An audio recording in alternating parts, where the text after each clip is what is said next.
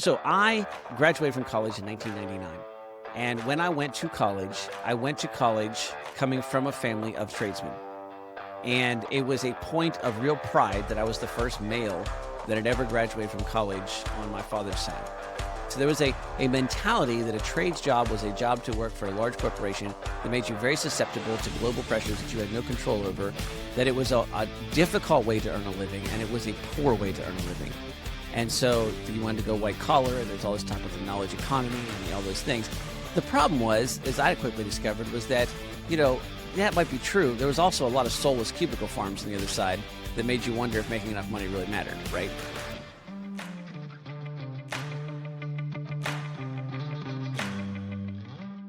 Welcome back to the Be Unbound podcast, where we discuss practical Christian living, how to build thriving communities, and to be extraordinary at the ordinary. I'm your co-host, David Rethemeyer.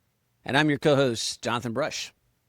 And today we are talking about jobs together. This is a conversation where we are talking about how to approach what you can potentially get into as far as your career in a little bit of a non-traditional way. We talk a lot about some of the adverse impacts that traditional higher education is having here at Unbound, but I think here we dig into a lot of the potential benefits that you can have from not just going for a non-traditional higher education, but going for something completely different entirely.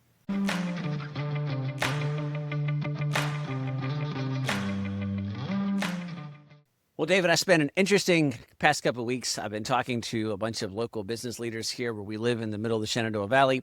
And the topic is one that has become extremely popular recently. I now have lost track of the amount of times I've had this conversation. It's at least a weekly, frequently it's a daily conversation for me.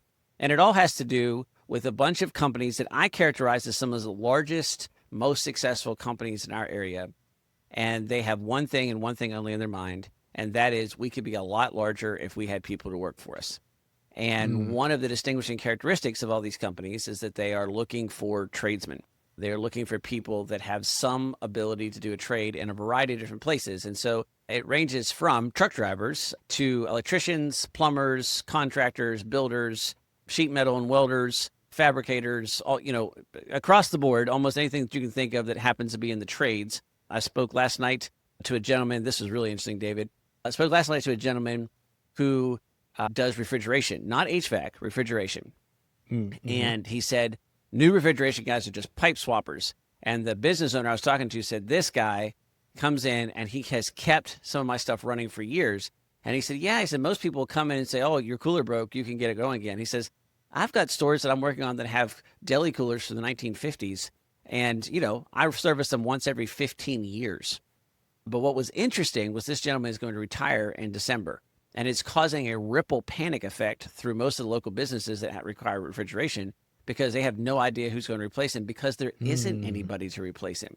Now, we're talking about somebody who's making solid six figures or could make solid six figures, and a business that could be grown tremendously more than that, especially if there was more than one person. But he's been limited by his own capacity for years because he can't train anybody to be able to do the troubleshooting and work that he does. So all that to say, David, is that there's this fascinating situation where, I think we've talked before, unemployment rates are higher now among college graduates than they are among high school graduates. And part of that is just an explosion in blue-collar trades jobs in a way that's become quite revolutionary.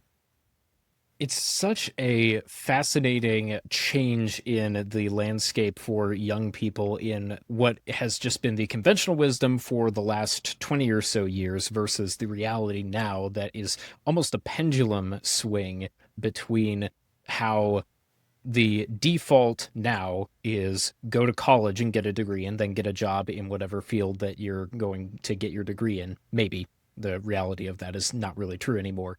And, go and get a job in the trades because there is a ton of jobs there and you're going to be able to make a really good living in one of the trades fields. And so you actually found and was just showing me a really interesting video that talked about this very subject. Can you give us a little bit of background on what that was saying?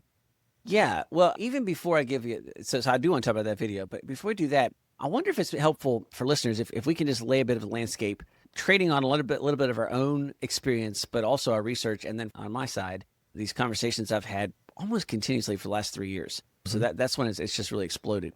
And I think obviously there's a COVID after effect there that's driving some of this. Okay, so let's build the landscape here. So I graduated from college in 1999. And when I went to college coming from a family of tradesmen. And it was a point of real pride that I was the first male that had ever graduated from college on my father's side. Well, actually, on my mother's side as well. So my mother graduated with a bachelor's degree, so first person, but I was the first male on both sides, first person on my father's side. And so in the whole line, and that was a point of a good amount of pride for my family. I didn't care so much about it because I wasn't entirely sure what I was supposed to do with my stupid degree. But they thought it was a big deal. And the entire system was sort of set up that, like, if you're a tradesperson, you're going to have to work for a big company. You're going to be subject to the company's problems, and the jobs are drying up because globalization means that that they can go out of business at any time. They get offshore. The plant goes out of town. All those kinds of things, right? So there was a mentality that a trades job was a job to work for a large corporation that made you very susceptible to global pressures that you had no control over. That it was a difficult way to earn a living, and it was a poor way to earn a living. And so you wanted to go white collar, and there's all this talk about the knowledge economy and all those things. The problem was, as I quickly discovered, was that, that might be true. There was also a lot of soulless cubicle farms on the other side that made you wonder if making enough money really mattered, right? And so there's that going on. But what happened even more so was that we have an arms race going on in college. So two really odd factors happened to higher education. One was the unbelievable amount of government money that was being pumped into the system that completely distorted the value proposition, right? When you have free, quote unquote, government money getting chucked into a system, it completely distorts anybody's ability to figure out how much is valuable. And so you see this crazy inflation in colleges. And I tell everybody all the time, most colleges raise their prices about the amount that the government raises the Stafford loan from freshman to sophomore to junior to senior year, which means your out-of-pocket cost stays the same the 4 years in college, but you borrow more, subsidized and backed up by the government. And that means that there's just a constant, unending drive of funds going into, price increases going into college. Okay, So that's happening. At the same time, U.S. News and World Report decides to sell a lot of magazines by coming up with a mostly arbitrary way to gauge colleges. And part of that way to gauge college, there's lots of colleges out there. How do you gauge quality of colleges as the prices are going up? Well, there's a lot of emphasis now on class ranking and GPAs and how many students from the high school go to college and SAT scores and all those kinds of things, which means is that presses down through the system. Guidance officers find, especially in private schools, but in public schools as well, that parents are evaluating their school system on the amount of students they get into four-year institutions. So high schools are bragging about, we have a 98% graduation rate to four-year universities, four-year colleges. So keep this in mind. Anybody who goes to anything other than a bachelor's degree, so it goes to community college, goes to a trade school, goes into work to do any of those kinds of things, that's a hit on the school's prestige and on the guidance officer's professional chops and long-term prospects. And so there's this incredible incentive structure created accidentally to basically pick everybody and push them into college. And, and there's good intentions behind this. People thinking this is the best thing for students. Well, the result was a tremendous amount of people that got pushed into higher education that didn't need higher education, who wound up with a tremendous amount of debt and not good job prospects at the end. But it also created a glut of college graduates in a market that didn't need that many college graduates. COVID comes along, you got a reshoring thing going on, you got a bit of an end of globalization happening. All of a sudden, you have the baby boomers retiring, and all of a sudden, things have not a little bit, rapidly and almost catastrophically shifted the other direction. You have an employment rate among college graduates higher than you have high school graduates. You have businesses desperate for workers. But, and this is where our video comes in, David, there's another element here, which is what we have, and I see when I talk to parents and students, is we have this lingering idea that to be a blue-collar worker means low pay and susceptibility to a bigger system. Like, that you have to go to work for the plant, or you have to, and that plant may shut down. And what the reality is that from my perspective, the fastest way to a $100,000 career is to get good at a trade. And the fastest way to being your own boss and owning your own business is also through a trade. But the second part takes a little bit of a different kind of education. And then one final note before we get to the video, and that is, so an entire set of generations has been trained to think that post-high school, you must get training to put you into your job. And so what happens is that whole crowd that's like, okay, we're all going to go to college, they've changed their minds and said, well, sure, I'm going to go to college. And now they're all looking to go to trade school. And I Hmm. just want to pause and say, if you want to go work for the plant, go to the trade school. That may or may not be a good thing to do, right? Hmm. But I just had this happen, David. I was at a local coffee shop that we actually own an operation. So I was listening to some people talk, and the girl that was there was talking about her friends who wanted to come work there. And she said, they've got all these certifications that they got through school, and I'm only half listening.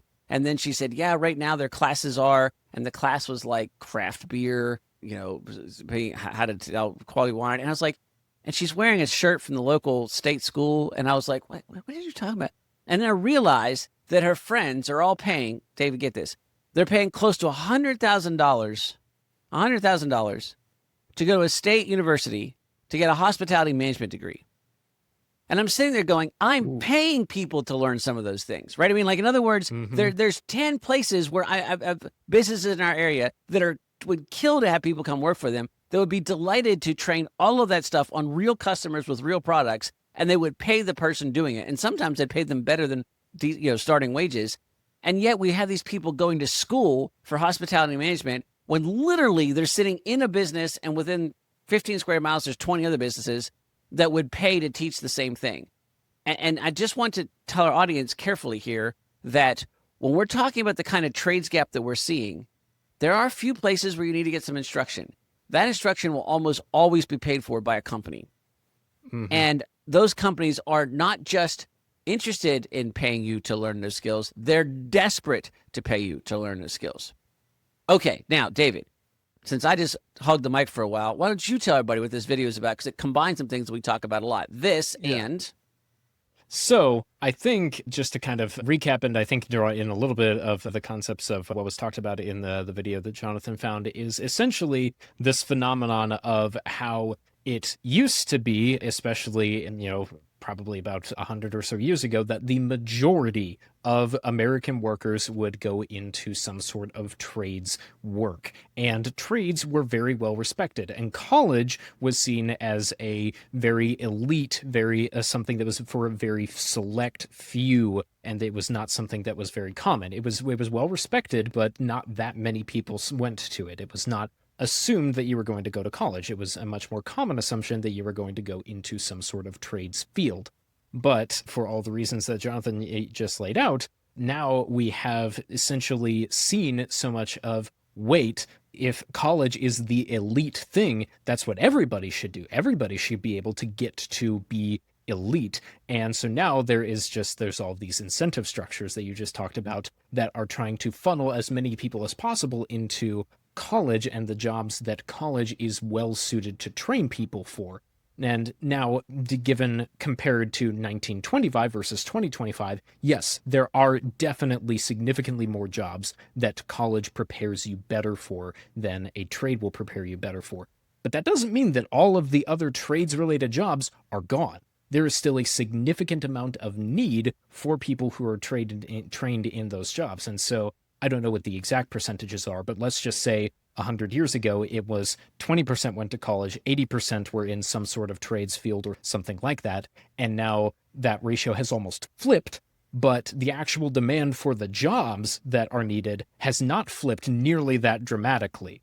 And so now we're in a situation where it's basic economics, where you have the demand has gone up dramatically for trades workers because people are not actually getting the education and going and getting doing the work to get into some of these trades. And so the prices, what they can actually earn in those trades, is also going up because the amount of supply for them has gone down so much, because so much of our culture, it has become ingrained in our culture because of these incentive structures that our schools have put in place to college is the thing to do. And so now, again, so low supply, high demand, that means that now the potential for earnings in the trades is significantly higher. And we say significantly higher than typical college graduates. More than that, there's some security in that. And I noticed this years ago, when we had, at the time, there was a lot of offshoring of services that had been these white collar cubicle farm type jobs. And then it was discovered that when you had the internet connection, that you could have people in, say, India or in Asia do those same kind of service type jobs that were white collar, but were knowledge information based type stuff. Well, now with an internet connection, it was easier and cheaper to offshore those. And so you found a lot of college graduates find themselves laid off. Meanwhile, if you needed the air conditioning fixed in your building, China was of very little help, and neither was India, right? In other words, you needed a guy there to do that. And so there was this service aspect of it that was important. Well, now you see that intensified. AI can do a lot of these jobs. And so, and yet, AI can do a lot of things, but when you need the brakes repaired in your car, you need the brakes repaired in your car. And so far, there's not a robot to do that. That might be coming, but it's still at least over the horizon far enough that you don't have to worry about it if you're preparing for a job right now. But even if you do worry about that, this is where we'll have to kind of rein ourselves in a little bit, but I get pretty excited. And this is where I want those of you listening to think really differently about some of the stuff I'm saying here. So premise one, if you're looking to be employable and you're looking to get a better starting salary than most people, you should seriously consider the trades. Should you eschew everything else that you want to do and only go to the trades? No, you should think about this in terms of your skills and your interests and motivations and all those kinds of things. But it is undeniable that right now, if you would get on the course to get some experience and then get paid to put in the hours and get the certifications to become, say, a master electrician or a master plumber, or get your Class A contractor's license, or learn how to weld, or whatever, like a master HVAC technician, like you can put all those things in, then, for the foreseeable future, you've got solid job opportunities in all those places, doesn't matter what part of the country you're living in, and they're probably paying at the upper end of middle-class salaries, and that's fantastic. And so you should consider that, you should think that, and I would say that that is, in terms of a sure bet, nothing in life is a sure bet, in terms of a wise set of time use and things of that nature, that is more likely to result in economic satisfaction and economic success than a college degree in almost every case. Not every case, almost every case. There's lots of exceptions, and I'm not saying you should never go to college. I'm just saying that there's opportunity here like never before for the reasons David just said. There's a second level here. The people listening to this podcast are often second level people. The people that we have in Unbound are second level students. And so second level is something a bit different. And that is, if you're just a little bit entrepreneurial, if you're independent, and a lot of people are homeschoolers who listen to this podcast, and you've already been screwed up to live a normal life, right? Like you've already got a whole different idea of how your schedule should go and how much control you have over it and what your priorities are and all those kinds of things. And you want to continue that professionally. Let me just tell you right now, you're not going to get that by going to college and going to work for a big company. You're also not going to do that by going to work for a big company as an electrician or a contractor or a builder or welder or whatever. Here's where you get that. You get that by rethinking the process that you're going to get to train for skills. And that rethinking involves this. You want to go into the trades. You want to get solid training, solid experience, solid skills in a particular field that interests you. And when I say solid, I would say 4 to 6 years. So it doesn't matter where you get this. Get somebody else to pay for this, but get into a situation where you get to figure out which way you'd like to get your hands dirty, and you put 4 to 6 years in learning how to do that. That's going to be hard. It's going to be dirty. It's going to be sweaty. It's going to pay pretty solid, but it's not necessarily what you're going to be doing for the rest of your life. And then while you're doing that, this is the hard part. So you're going to be working 40 hours plus a week doing that, right? Maybe do less than that, and that's fantastic, whatever. You're going to still go to school. What are you going to go to school on? I don't mean you're going to go to college. You're going to go to school and learning 3 things. Thing number 1 is you need to learn how to deal with people.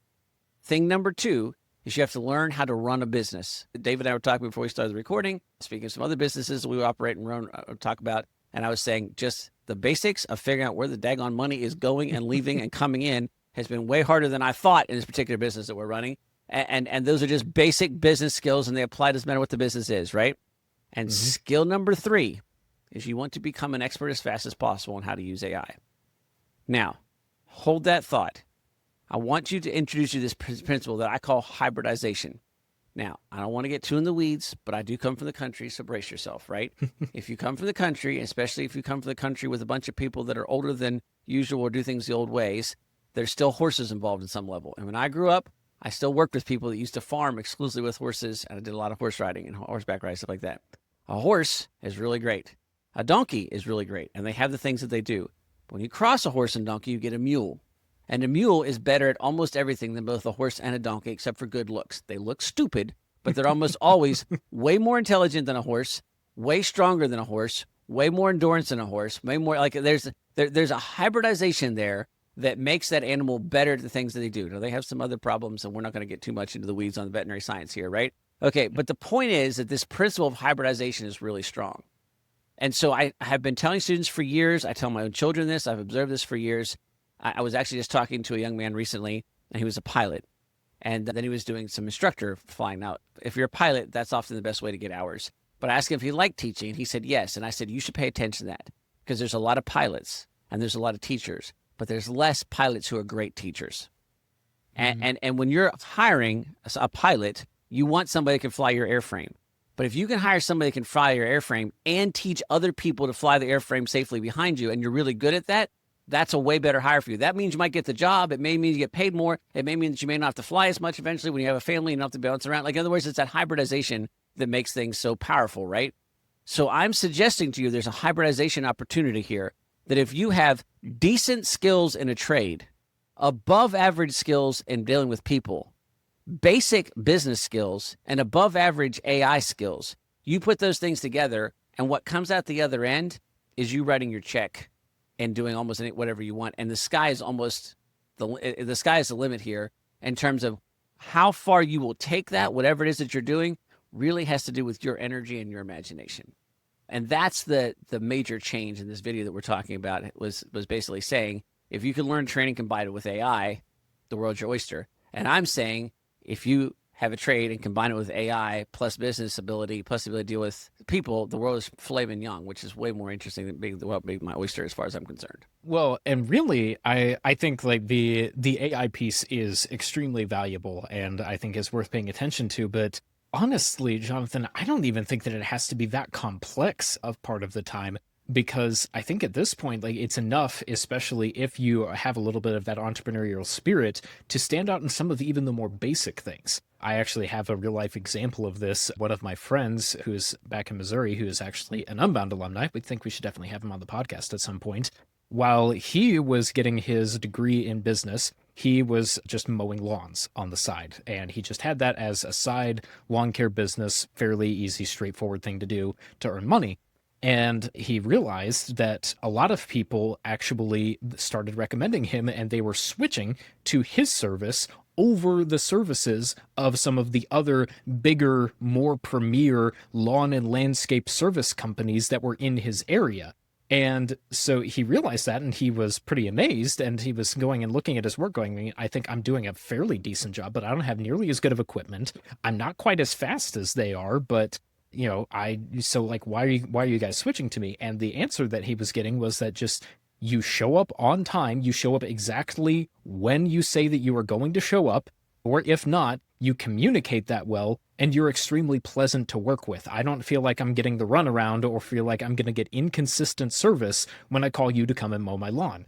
And then he got a lot of business with that, and he started scaling it more and more. And essentially, once he graduated with his degree, he decided, I can take this full time. And now at this point, it's a multi-million-dollar company in sales at this point, and he has a fleet of guys. Anytime I visit my hometown at this point, pretty much every single time I'm driving around, I will see one of their trucks doing some sort of lawn or landscape or potentially snow removal business at this point, just because it is a very known and trusted brand, and he's trained all of his people to just show up exactly when the people are expecting you to, or to just be reliable, be honest, be upfront, because just in that particular area, most of the big players didn't have that, and that was one of the things that people were looking for.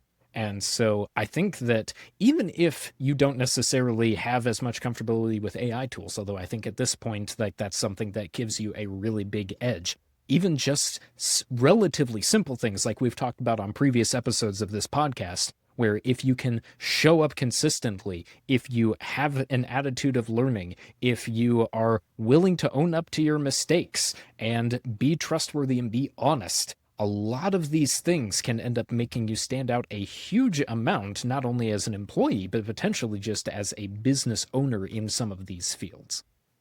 Well, that's exactly true, David. And I want people to kind of grasp the potential here, because so often we run into people who say, I want to be an entrepreneur. And it's that age old thing. Well, tell me when you say entrepreneur, what do you mean, right? Mm-hmm. Well, when people say entrepreneur, they often mean a lot of money. They mean a lot of energy. They mean a lot of risk. And so, I know I was turned off. Visionary, eyes Yeah, in the clouds visionary type type of thing. stuff. And I was turned off for years from the whole entrepreneur idea because it was like, okay, to be an entrepreneur, I was reading stories of these guys who were, coding these websites and then sleeping under their desk, curled around the CPU for warmth, trying to scale a company, trying to outpace the debtors, like millions and millions, tens of Yeah, millions the of Mark dollars in debt. Zuckerbergs living in their garage Right. building Facebook. And so there's all these kinds of ideas.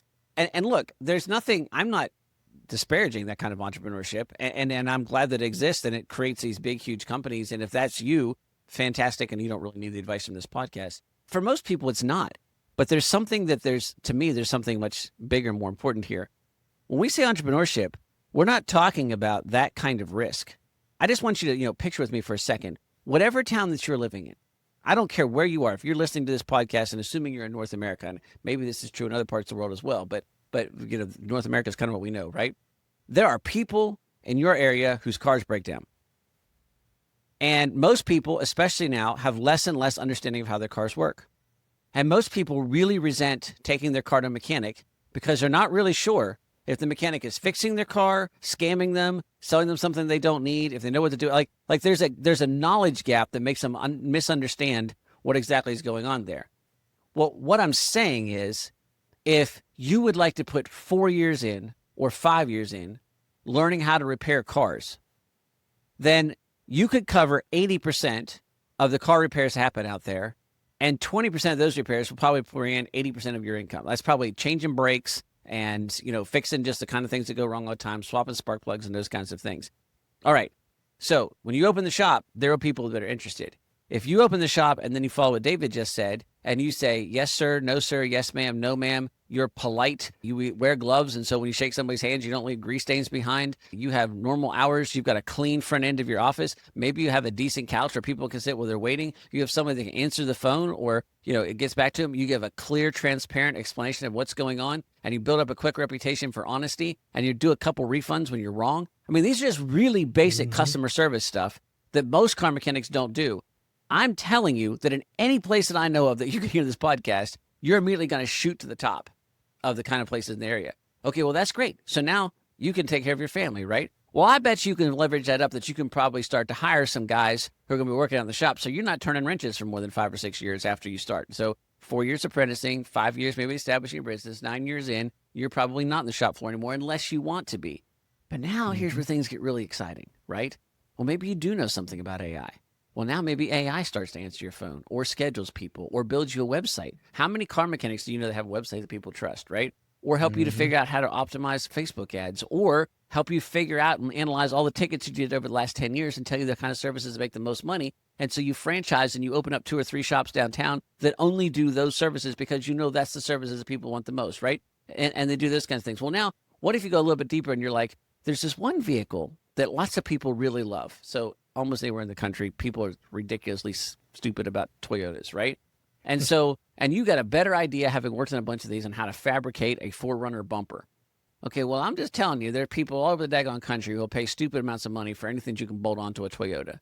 And so now, maybe you've got it in the back shop. You have a couple guys that start fabricating bumpers, and then you start selling them online. And all of a sudden, your bumper sales are absolutely more than your sales on the front end. Or maybe it's something different. Maybe you work on a lot of Toyotas, and you start to work with AI to build an information system that tells people how to do the 4 most common jobs and repairs that you do on 4Runners, the 4 most common repairs you do on Tacomas.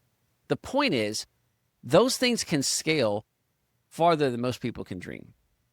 And those things can be wildly successful businesses. And they can make you a lot of money, maybe as much as you made in that really risky entrepreneur thing, but it's not a risky entrepreneur thing. It's a sweat equity thing. It's not easy. It's not easy money. It's not magic money. It's going to require hard work, and it's going to require taking some uncomfortable steps, and it's going to require learning a bunch of things, and it's going to require doing things differently than everybody else. But it's something that can be done step by step in an easy way. With easy being, it's not like only 1% of people can understand it. This is a proven roadmap, and you can take that idea and you can swap it into any trade you can think of, and you can build the same kind of on-ramp. And then the thing that I get excited about is that, sure, Zuckerberg starts Facebook, destroys the world in terms of everybody's social media stuff, employs a bunch of people that all have to examine their conscience that they're making their money off of driving social media that may or may not be killing all of us, right? I mean, I don't Hmm. know where that all falls out, but I just know that if one of my kids told me they were working for Facebook, I'd wonder how I failed as a parent, just to be perfectly blunt, right? But I'm Hmm. talking about something else, right? You could start a business in your community that employs 20, 30, 40, 50 people in solid, honest labor that pays better than middle class salaries, that allows young families to buy a house and to raise a family, that is an integral part of the community, that allows you to give back and tithe some of your business and, fix some people's cars that need fixed for free. And in other words, this is just not just an entrepreneurship opportunity.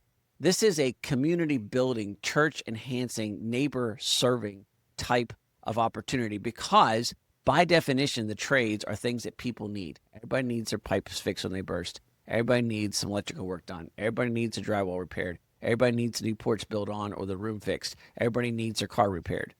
That's the kind of opportunities that are sitting there. And it's an exciting time, David, to kind of think about this from a Hmm. different perspective, but it's going to require thinking about what you do post high school in a different way. Yeah. And really, I think it's just a beautiful example of ultimately like what capitalism should be and the beauty Amen. of it. I think there are a lot of very fair critiques of what it looks like at the Facebook gigantic corporation level. But really, like all that it is, especially at this level, is just you look at the needs of the people around you in your community. You look at the needs of the people that you are already in community with, and you say, like, okay, I could potentially do work that meets these needs, and I could do it in a way that does it better than they are currently being met. And what are some ways that I can meet some other needs that maybe people aren't necessarily thinking about? And this is the way that you can look at your work as service. And that's something that we run into all the time with young people who are looking at what to do out of high school is I want to do something that makes a difference, that actually like serves people and makes their lives better.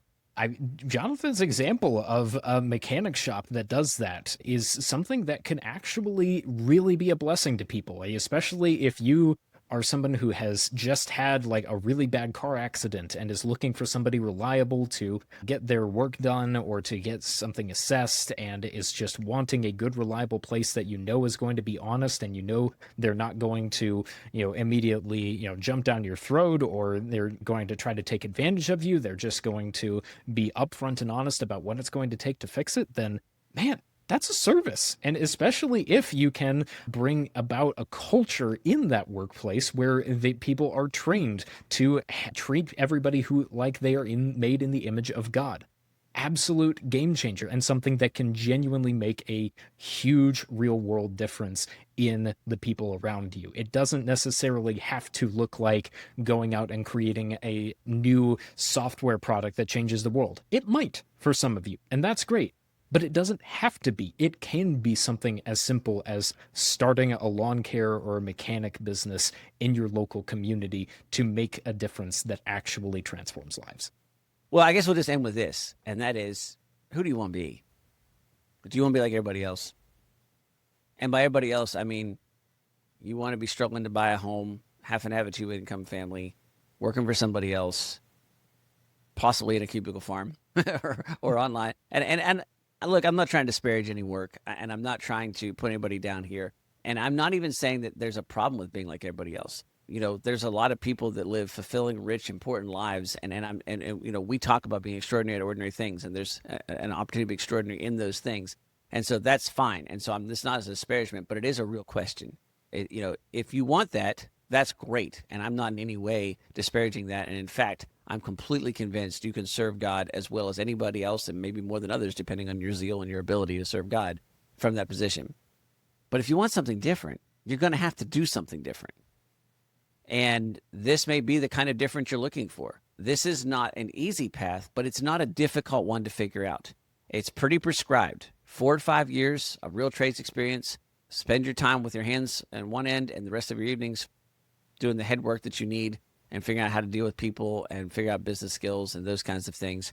And then a drive and an ability to take on a little bit of risk and step out on your own when you're ready to do that. It's going to require some hard work. It's going to require some long hours. It's going to require some dirt. It's going to require doing things differently. It's going to require some people looking down their nose at you because you decided to be different. But long term, in terms of flexibility, in terms of freedom, in terms of control, in terms of impact, in terms of the ability to help your community, you're looking at some outsized returns. So if that's you, think about it.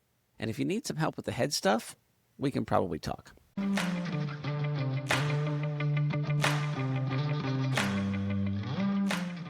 Well, I hope we caught your interest with that. And if you're looking to figure out the next steps, if you want to get in the trades, you should look around and see what's available in your area and what you're interested in. But if you want the skills that you need to combine the trades with all the other stuff that we're talking about, that's actually what we designed Ascend to do. So Ascend is our flagship program here at Unbound. And to give you an idea, I just spent the last week talking to a company that has multiple trades positions in their company, really skilled labor, and has a really hard time attracting people to that. And I said, well, hey, if I brought people in and taught them communication skills, task management, time management, relational skills, and leadership skills, and you house them and train them on the trade stuff, and before I can even talk to them, they're like, write that up and we will do that right now. And so there's those kinds of opportunities. So that one's likely to go live on Unbound's website pretty soon. So keep an eye out for that. It's a pretty exciting opportunity. I think there's going to be more of those down the road. And so if you are interested in those things, keep an eye out for those specific deals that we have going on. But if you're just looking to get in the trades in your area, know that you can work 40 hours a week in your trades job and still do Unbound, do Ascend. We can teach you those skills that will combine with your trade skills in the exact way we talked about in the podcast. And there's an additional bonus. Sometimes people don't want to do the trades because like, well, all my friends are going off to college and stuff like that. They're going off to college to live in a stinky dorm and have to eat cafeteria food. And they're going to have the college experience. Yeah, but if you stay home and work, you're going to get a job and you're going to get marketable skills. And if you do Ascend, you're going to get all the skills that everybody needs to do really big, high-impact stuff later.